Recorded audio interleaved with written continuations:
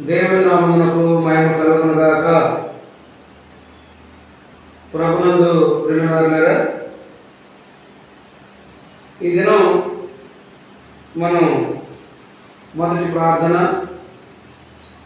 పాటల ద్వారా దేవుని నామాన్ని మహిమపరుస్తూ వచ్చాం.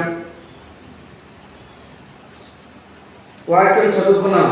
ఆదికాండము 3వ అధ్యాయము 9-10 వచనాల్లో వాక్యం చదువుకున్నాం. ప్రార్థన ద్వారా ధ్యానం చేస్తున్నాం. 9వ వచనంలో దేవుడు ఈ విధంగా తెలియపరుస్తూ ఉన్నాడు. ఆదాము అవ్వను ఏదైనా వనంలో ఉంచాడు.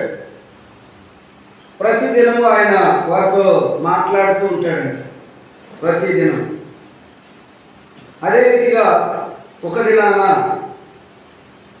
దేవుడైన యెహోవా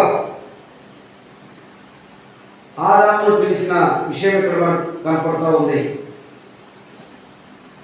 ఆదామును పిలిచినప్పుడు ఆదాము దేవుని స్వరము విన్నాడు, కానీ దేవుని ఎదుటికి రాలేకపోయాడు. జాగ్రత్తగా ఈ మాటలు ధ్యానంలో ఉంచండి.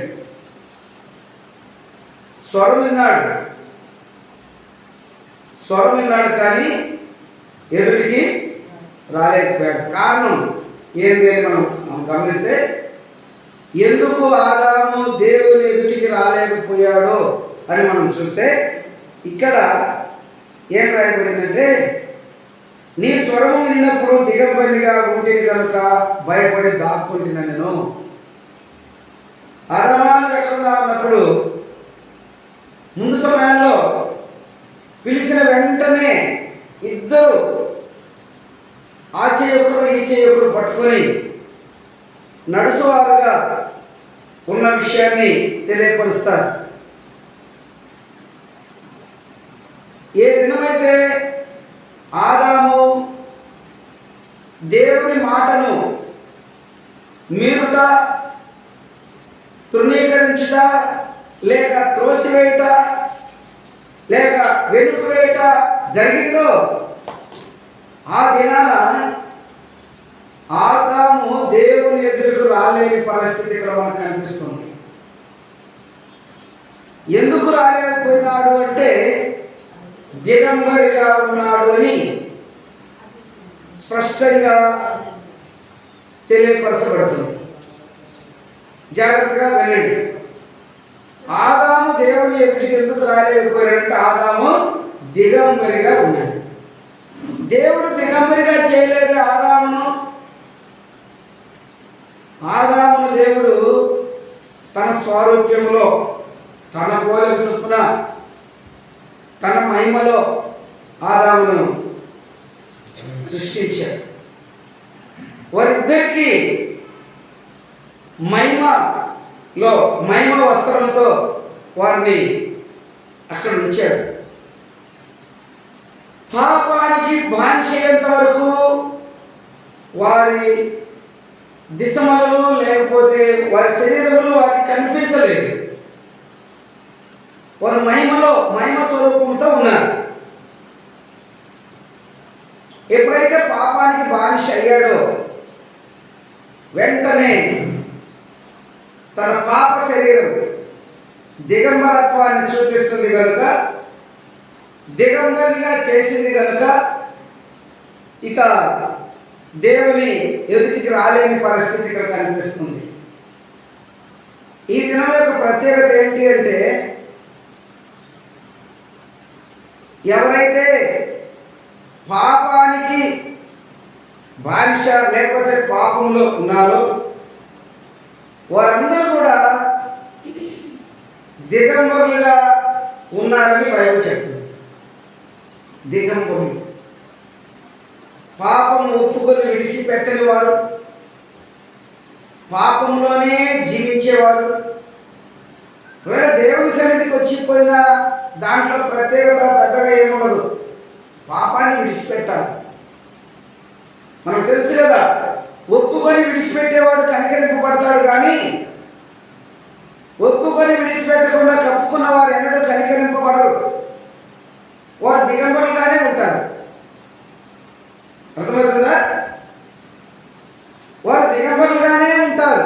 సరే, ఆదాము పాపం చేశాడు, దిగంబరయ్యాడు. మనం ఎందుకు దిగంబరం అంటారా?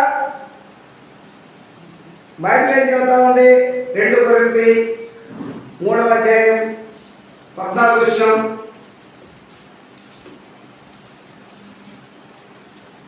2 కొరింథీ 3:14.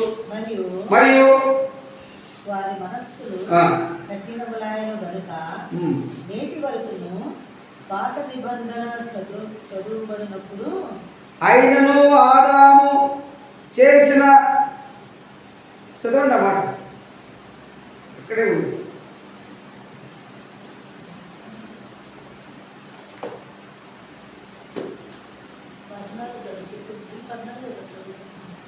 ఈ మాట, అయినను ఆదామును పోలి, మనం ఎక్కడ చదువుతున్నామంటే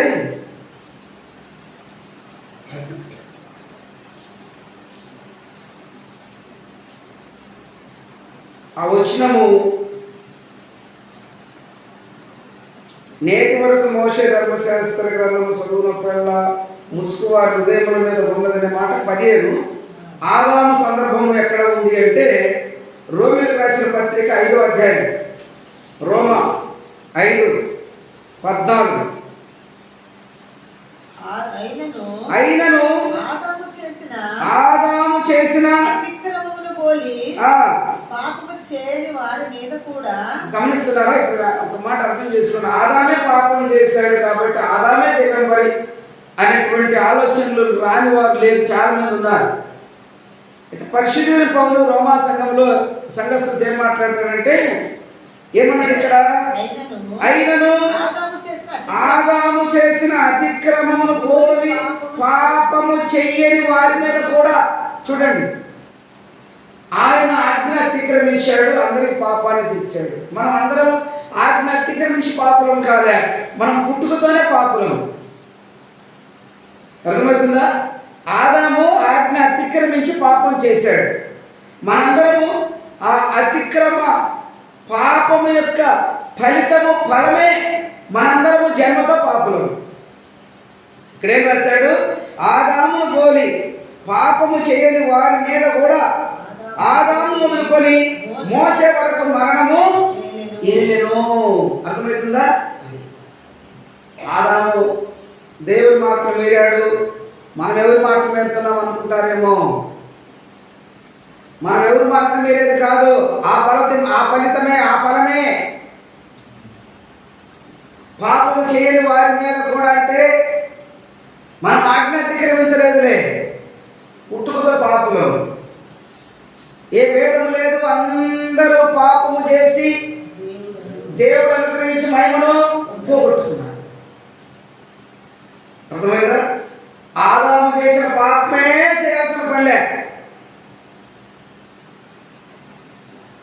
కొన్నిసార్లు కొంతమందికి అంతే తెలుసు, ఆదాము కదా ఆజ్ఞ అతిక్రమించింది, మనకేం తెలుసు ఆజ్ఞ, మనం ఆదాము కాదు కదా అనుకుంటారు.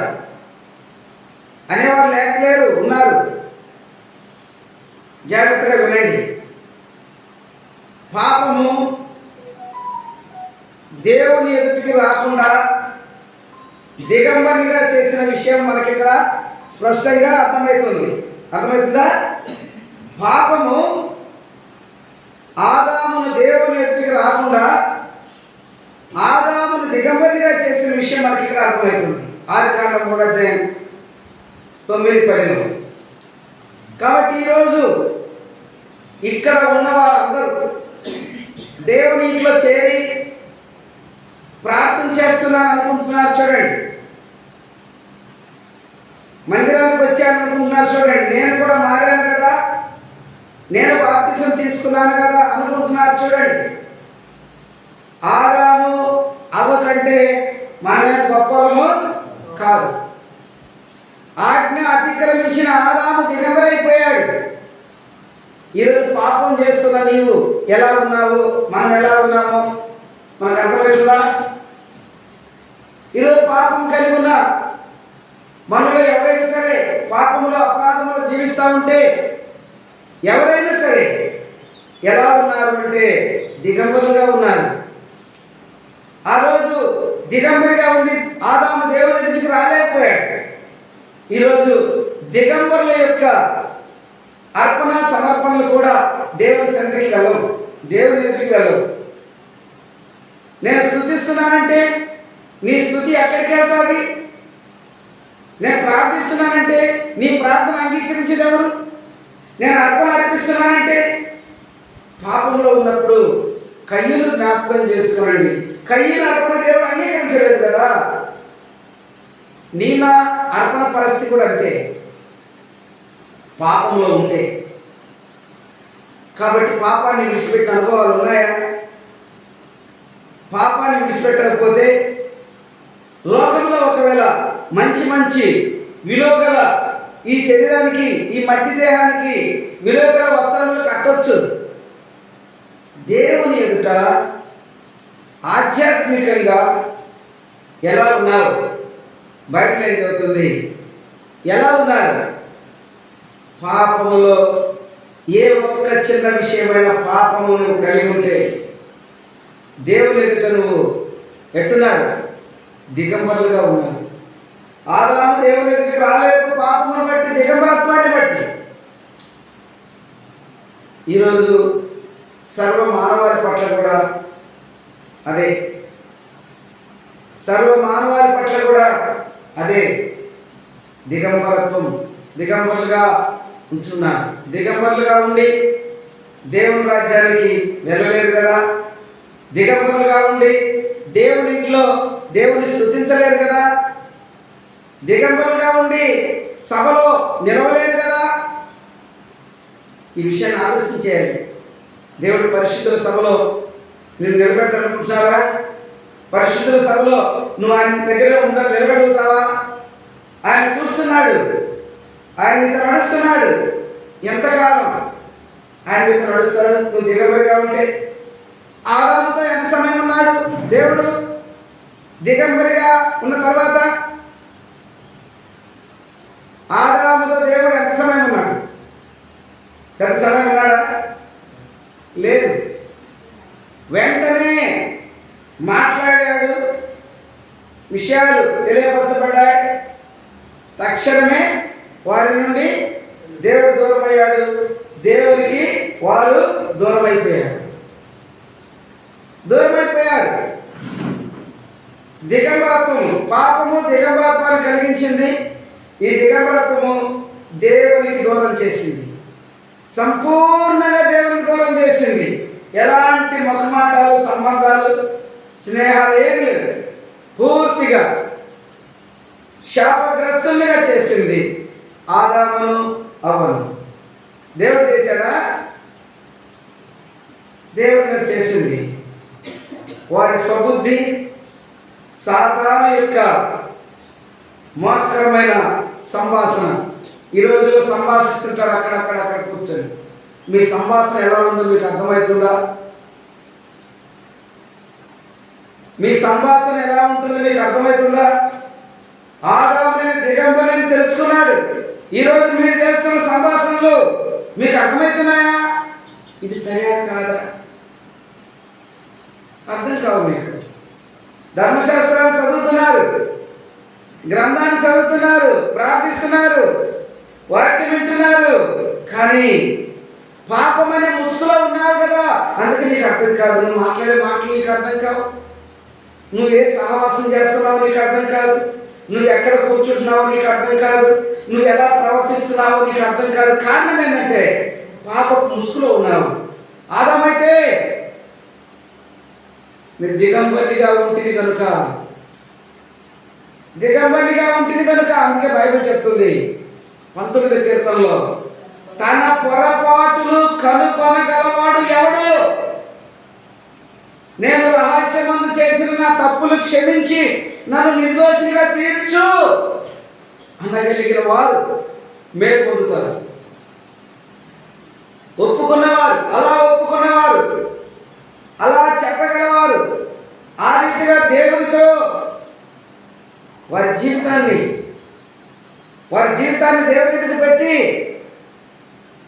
అయ్యా నన్ను నిర్దోషినిగా తీర్చు, నేను దోషిని, రహస్యంగా తప్పులు చేశాను, నన్ను క్షమించు. ఈ రోజుల్లో చాలామంది ఇతరుల తప్పులు తెలుసుకుంటారు, చాలా వరకు వారి తప్పులు మాత్రం వారికి తెలవు. దేశంలో తప్పులన్నీ తెలుసుకుంటారు, కానీ వారు కలిగి ఉన్న తప్పిదములు అపరాధములు వారికి తెలియవు. ఎందుకు తెలియవో తెలిసిన, ప్రతి మనిషి పాపం అనే ముసుగులో, ఆచారం అనే ముసుగులో, వ్యర్థ సంభాషణ అనే ముసుగులో ఉన్నాడు. పాపం అనే ముసుగులో ఉన్నాడు. పాపము నిన్ను ఆవరించింది, పాపము నిన్ను కౌగిలించుకుంది. పాప ముసుగులో ఉన్నావు. నీకు ఎలా అర్థమవుతుంది? అర్థమవుతుందా? నేను పుట్టుకతో పాపిని, ఆ పాపం వలన నేను ఈరోజు దిగంబరిగా ఉన్నాను, ఆధ్యాత్మికంగా నేను ఎక్కడ చల్లనే, దేవుని ఇంట్లో అసలు పనికిరానే, దేవుని ఎదుటికి వెళ్ళలేని మా పితడు ఆదాన్ని వెళ్ళలేకపోయాడు, నేను ఎలా వెళ్ళగలుగుతాను అని ఎప్పుడైనా ఆలోచన వచ్చిందా? వాక్యం ధ్యానం పెట్టండి. ఆలోచన వచ్చిందా?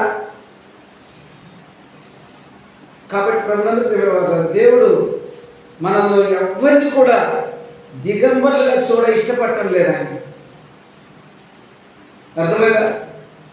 ఆ దిగంబరత్వానికి దేవుడు ఏం చేశాడంటే, మనం ఇక్కడ చూస్తాం 20వ వచనంలో, ఆదాము తన భార్యకు అవ్వని పేరు పెట్టెను. ఎలాగనగా ఆమె జీవము గల ప్రతిదానికి తల్లి. దేవుడైన యెహోవా ఆదామునకును అతని భార్యకును చర్మపు చొక్కాయిలను చేయించి వారికి తొడిగించాడు. దిగంబరత్వాన్ని కప్పాడు. చర్మాయపు చొక్కలు, చర్మపు చొక్క. మొదటి టైలర్ దేవుడే. ఈ భూమి మీద టైలర్ ఉన్నారంటే మొదటి టైలర్ దేవుడే. ఇంజనీర్లు ఉన్నారంటే మొదటి ఇంజనీర్ దేవుడే. అర్థమైందా? ఇక భూమి మీద ఎంత గొప్ప వాళ్ళు ఉన్నారంటే వాళ్ళందరినీ గొప్పగా చేసింది దేవుడే. ఎందుకంటే ఆయన ముందు అన్ని కలిగిన వాడు, సమస్తం ఎరిగినవాడు, సమస్తమై ఉన్నవాడు. కాబట్టి ప్రభునందు ప్రియమైన వారు, ఇక్కడ కూర్చున్న వారు ఈరోజు దిగంబరులుగా ఉన్నారా? ఉంటే మీ అందరి సంఖ్య కయ్యని సంఖ్యలో ఉంటుంది, ఏబేలు సంఖ్యలో ఉండదు. దేవుని ఇంటికి వచ్చి కూడా కయ్యను, దేవుని ఎదుటికి వెళ్ళి కూడా కయ్యను, బలిపీఠం ఎదుట అర్పణ అర్పించి కూడా కయ్యను. ఎలా ఉన్నాడు? అంగీకరింపబడని వాడుగా ఉన్నాడు. ఏబేలు అర్పణ అంగీకరింపబడింది. తన క్రియలను బట్టి, తన నీతి న్యాయములను బట్టి అంగీకరింపబడ్డాడు. గుర్తుపెట్టుకోండి, ఈరోజు మీ వస్త్రములు ఎలా ఉన్నాయి? యెషయా గ్రంథం 63వ అధ్యాయం 2వ వచనం చదవండి. యెషయా గ్రంథం 63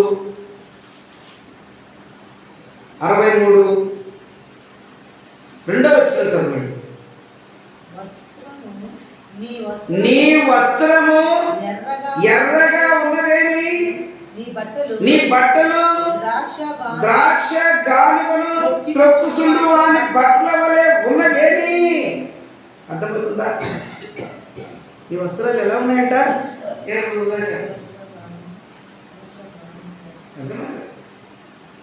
ఏమైపోయాయంటే నీ వస్త్రాలు నీ పాపంతో, అపరాధంతో, పాప మాలిన్యమైపోయాయి, మురికి పట్టిపోయినాయి. ఎంతకాలం ఉంటావాలా? ఈ విషయంలో మరణానికి ఎలాగూ వయసు లేదో, దేవుణ్ణి తెలుసుకోవడానికి కూడా వయసుతో పని లేదు, దేవుని లోబట్టడానికి వయసుతో పని లేదు, దేవుని ప్రేమించడానికి వయసుతో పని లేదు. ఒక వయసు కావాలా, అప్పుడైతే దేవుణ్ణి నమ్ముకోవచ్చు. కాదు, వయసును చూసి మరణం రాదు. ఈరోజు దేవుని దృష్టిలో, దేవుని ఎదుట ఎలా ఉన్నావు, ఎలా ఉంటున్నావు? అర్థమవుతుందా? మన పితరుడు ఆదాం అర్థం చేసుకున్నాడు. ఆదాం అర్థం చేసుకున్నాడు. నేను దిగబడిగా ఉన్నానని అర్థం చేసుకున్నాడు. ఈరోజు ఇక్కడ చేరిన వాళ్ళందరూ ఏం అర్థం చేసుకుంటున్నారు? నేను వస్త్రములు కలిగి ఉన్నానని అర్థం చేసుకుంటున్నాను.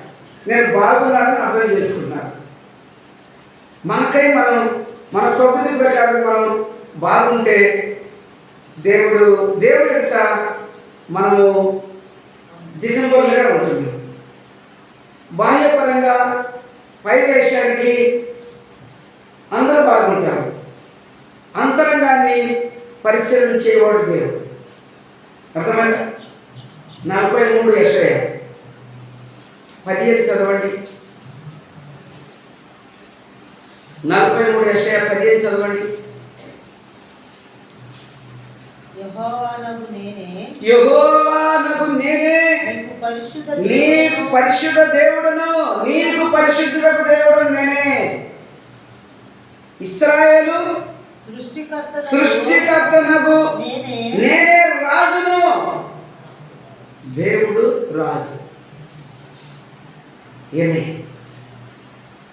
ఇక ఈ రెండే భూప్రపంచంలో, దేవుళ్ళకు దేవుడు, రాజులకు రాజు. నీ పరిశుద్ధుడకు దేవుడు నేనే, యెహోవానకు నేనే నీ పరిశుద్ధ దేవుడును. 1 పేతురు 1:14 నిన్ను పిలిచిన వాడనకు నేను పరిశుద్ధుడనై ఉన్నాను. కాబట్టి ఎలా కాపాడుకోవాలో తెలిసిన, లోకమాలిన్యం అంటుకోకుండా, తను దిగంబరి కాకుండా తన వస్త్రమును జాగ్రత్తగా కాపాడుకోవాలి, పరిశుద్ధంగా కాపాడుకోవాలి. ఈ విషయాన్ని ఎంతమంది అర్థం చేసుకుంటున్నారో నాకైతే తెలియదు, కానీ జాగ్రత్తగా ఈ విషయాలను చక్కగా జాగ్రత్తగా కలిగి ఉండాల్సిన రీతి కలిగి ఉండాలని ప్రభుత్వం మనవి చేస్తున్నాను. ఎందుకంటే అలా చక్కగా జాగ్రత్తగా కాపాడుకోలేకపోతే, దిగంబరిగానే నువ్వు బ్రతుకుతూ ఉంటే దేవుని రాజ్యానికి వెళ్ళలేవు కదా. ఆదాము రీతిగా బయటికి నెట్టివేయబడ్డాడు. నీవు కూడా, ఎవరైనా, నేనైనా మీరైనా ఆయన ఎదుట దిగంబరిగా ఉంటే బయటికి నెట్టివేయబడతారు. అర్థమైందా? బయటికి నెట్టివేయబడతారు. ఎలా ఉన్నాం ఈరోజు? చూడండి, ప్రకటన గ్రంథం 3:17 ప్రకటన 3:17 చదవండి. నీవు దిక్కుమాలిన వాడవును, దరిద్రుడును, వృద్ధి వాడవును, దిగంబరుడై ఉన్నావని ఎరుగక. వింటున్నారా? దిగంబరివై ఉన్నావని నీకు తెలియదా? మన పితరుడు ఆదాము తెలిసిపోయింది నేను దిగంబరిని. మరి మీకెప్పుడు తెలుస్తుంది? మీరు అనుకుంటారు మేము మంచి వస్త్రాలు కట్టున్నాం కదా అనుకుంటున్నారు. ఈ వస్త్రాల పరిస్థితి మనం చదువుకున్నాం. ఇప్పుడు యెషయా 63:2 నీ వస్త్రం ఎలా ఉందంట? పాపముతో, రక్తముతో ఎర్రగా మారిపోయింది. ఎలా? యెషయా గ్రంథం 1 ఉంది. ఏముంది తెలిసిన? రక్తము చేత, అపరాధము చేత మీరేమైనారంట? చదవండి. 14:12 చదవండి. 1 యెషయా 1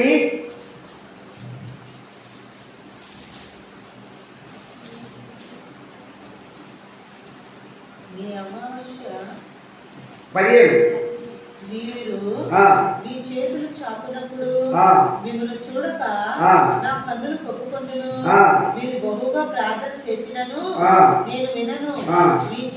మీ చేతులు రక్తంతో నిండి ఉన్నవి. మీ చేతులు ఏమన్నాయంట? నిండి ఉన్నవి. మిమ్మల్ని కడుక్కోండి, శుద్ధి చేసుకొనుడి. వింటున్నారా? కడుక్కోండి, శుద్ధి చేసుకోండి. కడుక్కున్నావా? శుద్ధి చేసుకున్నామా? లేదు. చేతులు కడుక్కోవటము, మనల్ని మనం శుద్ధిపరచుకోవటము బాహ్యపరంగా మాత్రమే చేత అయింది, మనకు చేత అవుతుంది. అంతరంగ పరంగా చేత కాకుండా మనం తెలవాలి కదా. ఏమన్నాడు ఇక్కడ ప్రకటనలో? దిగంబరివని ఎరుగక. ఎరిగామా? మనం అందరికి అర్థమైందా? మన పితరుడు ఆదాము ఎరిగినాడు. ఈరోజు మనం ఎరగటం లేదంట. నేను బాగున్నాను అనుకుంటున్నాను. దేవుని దృష్టిలో బాగులేదు. దేవుని దృష్టిలో బాగలేవు. దేవుని దృష్టిలో దిగబడి ఎంతకాలం ఉంటావు దిగబడిగా? ఈరోజు టైం పూర్తయితే, లేక ఈరోజు పిలవబడితే, ఈరోజు సమయం తారుమారైపోతే పరిస్థితి ఏంటి? ఎక్కడుంటావు? ఎలా ఉంటావు? యాకోబు ద్వారా తెలియపరచబడింది. రేపేం జరుగుద్దో అందరికి అర్థం కాలేదా? రేపేం జరుగుద్దో మీకు తెలియదు. అలానే చాలామంది దిగంబరుల సంగతి వారికి తెలియదు. మరి ఇక్కడ చేరున్నా, వాక్యం వింటున్నా, వాక్యమైన అర్థంలో మన కొరతలు కనిపిస్తున్నా ఇంకెంతకాలం మౌనంగా అలా దాచుకుంటారు, దాపెట్టుకుంటారు? ఎంతకాలం కనికరం లేకుండా? దాపెట్టుకుంటే కనికరం లేదు. నీకు తెలియకపోతే నీకు వస్త్రం లేదు. నువ్వు కనికరం పడలేవు. నువ్వు ఏర్పాటు చేయబడలేవు. అర్థమైందా? చిన్నవాడు అర్థం చేసుకున్నాడు. ఉండటానికి ఇల్లు లేదు, తినడానికి తిండి లేదు, కట్టడానికి బట్ట లేదు. ఇక్కడ నేను నశించిపోతున్నాను. వేరే భూమి మీద అన్నీ ఉండొచ్చు, ఈ మూడు మాత్రం ఉండవు. తినడానికి తిండి, కట్టడానికి బట్ట, ఉండటానికి ఇల్లు. ఇవి కలిగి ఉన్న ఈ భూమి మీద ఇవన్నీ కూడా తాత్కాలికమైనవే. నివాసం కావచ్చు, బట్ట కావచ్చు, తిండి కావచ్చు, ఇవన్నీ తాత్కాలికమైనవే. అక్కడి నుంచి ఇంకా లేచాడు. లేచి తండ్రి దగ్గరికి వెళ్ళి, తండ్రి ప్రేమ ఒకటే, నా కొడుకు ఎప్పుడు వస్తాడా చూస్తా ఉన్నాడు. దూరంగా కొడుకు వస్తున్నది చూశాడు. వెంటనే పోయి కవిలించుకున్నాడు. ఇతను నిర్ణయం చేసుకున్నాడుగా, ఏమని? నా తండ్రితో నేను నా పాపాన్ని, నా బలహీనతలను, నా కొరతను, నా తప్పిదాన్ని, నీకు పరలోకానికి విరోధంగా నేను తప్పిదాలు చేశాను, పాపం చేశాను ఒప్పుకుందానని ఇక్కడ అనుకొని వెళ్ళిపోయాడు. పోయే లోపల అక్కడ తండ్రి ఎప్పుడూ సిద్ధంగా ఉన్నాడు కదా, ప్రేమించినవాడు, పిలుస్తున్నవాడు. ఆనాడు ఆయన పిలిచాడు, ఈరోజు నిన్ను నన్ను పిలుస్తున్నాడు. వెంటనే కౌగిలించుకొని అప్పుడు చెప్పాడు, త్వరగా వీరికి స్నానం. అప్పుడు దాకేమన్నాడు? పాప మాలిన్యం చేత, లోక స్నేహం చేత, దుష్ట సాంగత్యం ద్వారా ఆత్మ ఏమైంది? భ్రష్టమైపోయింది, చెడిపోయింది. దాన్ని బాగు చేయాలంటే ముందుగా శుభ్రంగా వీళ్ళని స్నానం చేయించడానికి పనివారికి చెప్పాడు. పనివారు, ఆనాడు పనివారు, ఈనాడు సేవకులు. పనివారికి చెప్పాడు. వారు శుభ్రంగా స్నానం చేయించారు. తర్వాత ప్రశస్త వస్త్రాన్ని కట్టారు. తర్వాత చెప్పులు తొడిగారు. తర్వాత చేతికి ఉంగరం, నిబంధన ఉంగరం. అర్థమైందా? తను ఎరిగాడు, ఇక్కడ నేను నశించిపోతున్నాను, నాకు ఎవరు లేరు, నేను నశించిపోతున్నాను. నా తండ్రి ఇంట ఎంతో మందికి అన్నం దొరుకుతుంది. ఎరిగాడు. ఈరోజు మనం కలిగి ఉన్న స్థితిని మనకు అర్థమవుతుందా? మనం ఎరుగున్నామా? పాపము దిగంబరత్వాన్ని కలిగించింది. ఆ దిగంబరత్వము దేవుని దూరం చేసింది. ఈరోజు ఎంతమంది దిగంబరులుగా ఉన్నారు? అందరూ కూడా దేవునికి దూరస్తులే. ఒకవేళ మందిరానికి వచ్చిపోతే పెద్ద ఆచారాలు ఏమి ఉండవు. దేవుడు అంగీకరించాలి కదా. తగినట్లు ఉన్నామా? సమయం చూడండి, వాక్యం వినండి, తలకాయలు అటు తిప్పాకండి. బల్ల వైపు మీ తలలు పెట్టండి. మీకు వాక్యం అర్థమైతే మీ దిగంబరత్వాన్ని మీరు పోగొట్టుకుంటారు.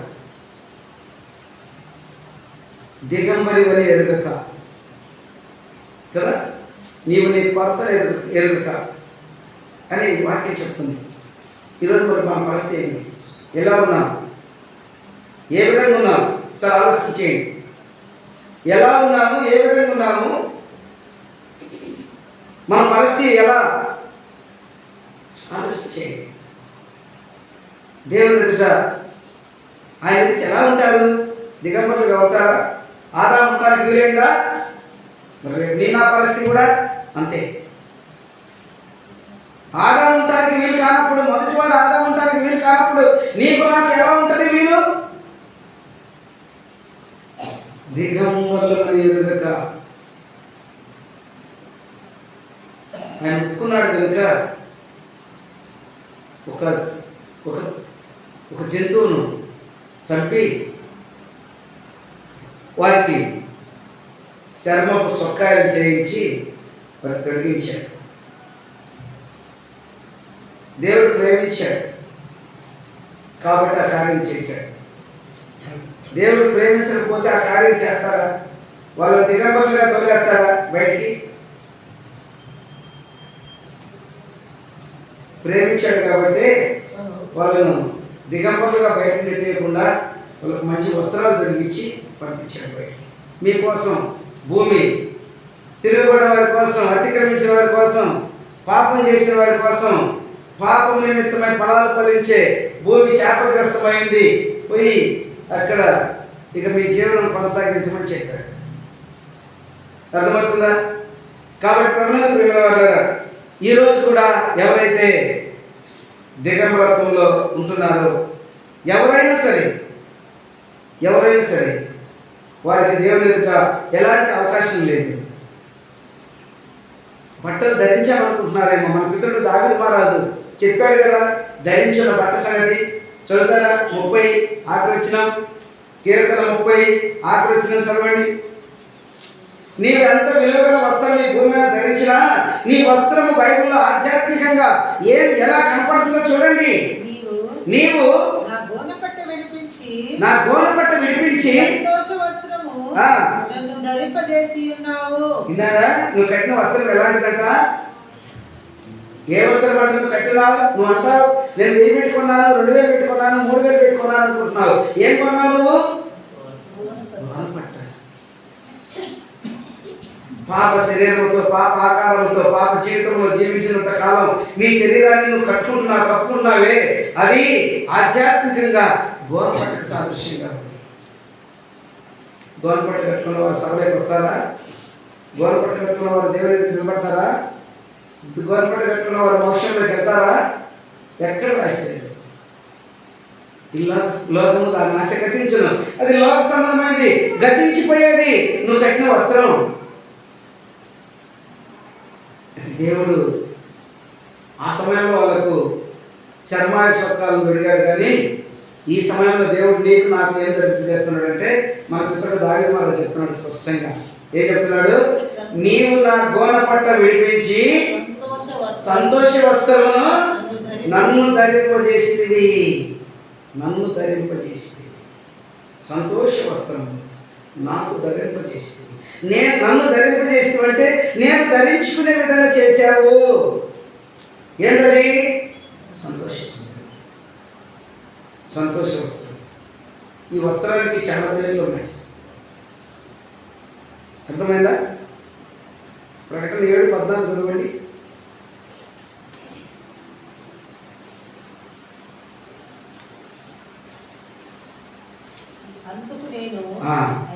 అయ్యా, గొప్ప సభను వచ్చి మాట్లాడుతున్న మాటలివి. ఆఖరిలో ముగింపులో దేవుని ఎదుట ఒక సభ ఉంటుంది. ఆ సభను వచ్చి మాట్లాడుతున్న మాటలివి. ఈ గొప్ప సభ ఎవరు వీరందరూ అంటే యోహాను దర్శనం ఇది. ఈయన అంటాడు, అయ్యా అది నీకే తెలుసు. వీరందరూ మహాశ్రమల నుండి వచ్చిన వారు, గొర్రెపిల్ల రక్తములో తమ వస్త్రములను ఉదుక్కొని వాటిని తెల్లగా చేసుకునేవి. తెలుపు పరిశుద్ధతకు సాధించి పరిశుద్ధులుగా జీవించిరి. మతస్థులుగా, కులస్తులుగా, లోకస్తులుగా, శరీరస్తులుగా, మతోన్మాదులుగా కాదు, పరిశుద్ధులుగా జీవించి క్రీస్తు రక్తంలో, గొర్రెపిల్ల రక్తంలో, అదే పేతురు అంటాడు కదా 1:18 మీరు విమోచింపబడింది వెండి బంగారం వంటి క్షయవస్తువుల చేత కాదు కానీ నిర్దోషము నిష్కలంకమగు గొర్రెపిల్ల వంటి క్రీస్తు రక్తం చేత మీరు విమోచింపబడ్డారు. వారే మీరు. ఆ మహాసభలో